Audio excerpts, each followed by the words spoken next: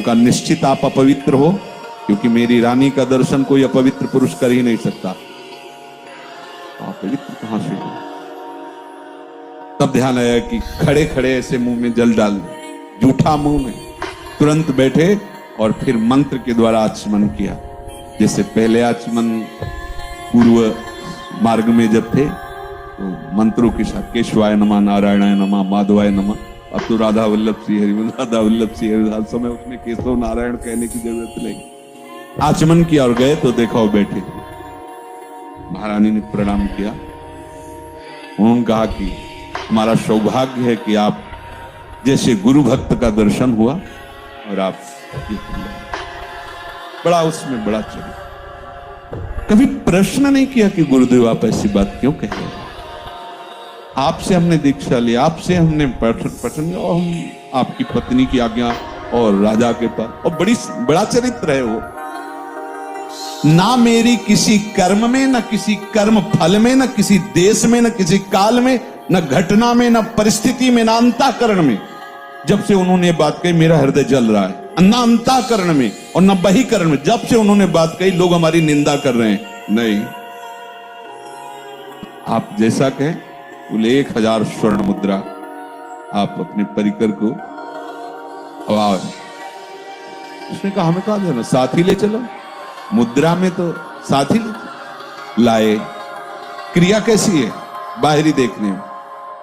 गिरिराज जी की तलहटी में अब संत समान में फैल देख लो।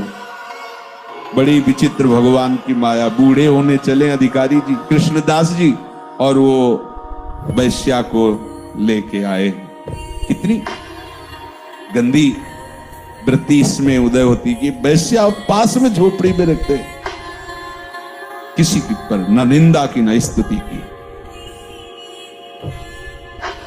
गिरिराज जी के समस्त कुंडों में उसको स्नान करवाया और फिर पद सिखाया और हाव भाव चतुरता रिझाने की तो उसमें स्वाभाविक जन्म जाती थी। और जब पूरा तैयार कर लिया तब बोले चलो आज अपने बादशाह के दरबार में ले चलते हैं। लाए श्रीनाथ जी के सामने और कहा भेंट लाया हूं प्रभु आगरे से। अंदर से कहा स्वीकार, और उसने कहा इनको तुम रिझा लो। हमारे ये ऐसे बादशाह रिझवार हैं कि रीझ गए तो निहाल कर देंगे।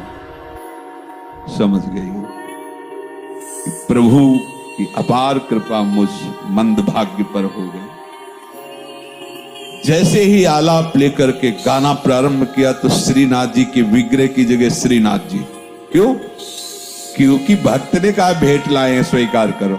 यही तो संत सदगुरुदेव की आज्ञा और वचनों का चमत्कार होता है। पूरा पद करके जे ही प्रणाम मुद्रा में हुई वो ललित त्रिभंगी कोटि मनमथ मनमथ रूप देखा, प्राण छूट गए। वही और भगवान की नित्य सेवा में पहुंच गए।